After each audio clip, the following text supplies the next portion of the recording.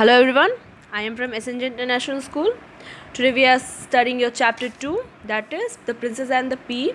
There was a prince who wanted to marry a real princess. He traveled the whole world but could not find a real princess anywhere. One evening a terrible storm came. That day it was lightning and thundering and raining heavily.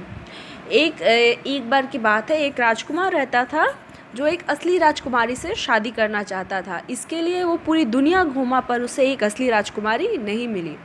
एक दिन शाम को बहुत भयानक तूफ़ान आया और उस दिन बिजली भी बहुत ज़ोरों से गरज रही थी और उसके बाद बारिश भी ज़ोरों की शुरू हो गई। Suddenly someone started knocking at the palace gate. The old king opened the gate and saw a girl standing in front of the gate. She was in very bad condition. She said that she was a princess. अचानक महल के दरवाजे पे एक खटखटाहट सुनाई दी।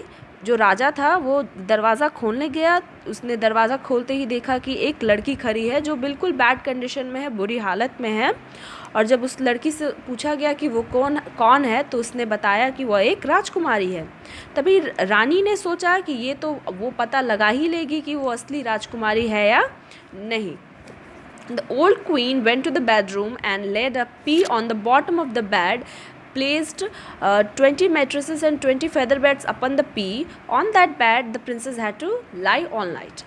जो बूढ़ी रानी थी वो राजकुमारी के लिए जो कमरा तैयार कर रही थी उसमें गई।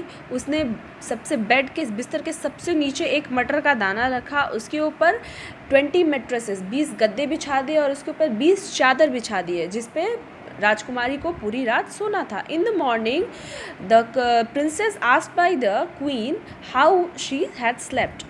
सुबह में राजकुमारी से पूछा गया कि वो रात भर कैसे सोई, उसे नींद कैसी आई।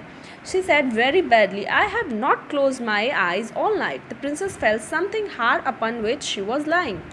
राजकुमारी ने कहा मुझे नींद बिल्कुल अच्छी नहीं आई, मैंने तो रात भर आंखें भी नहीं बंद की।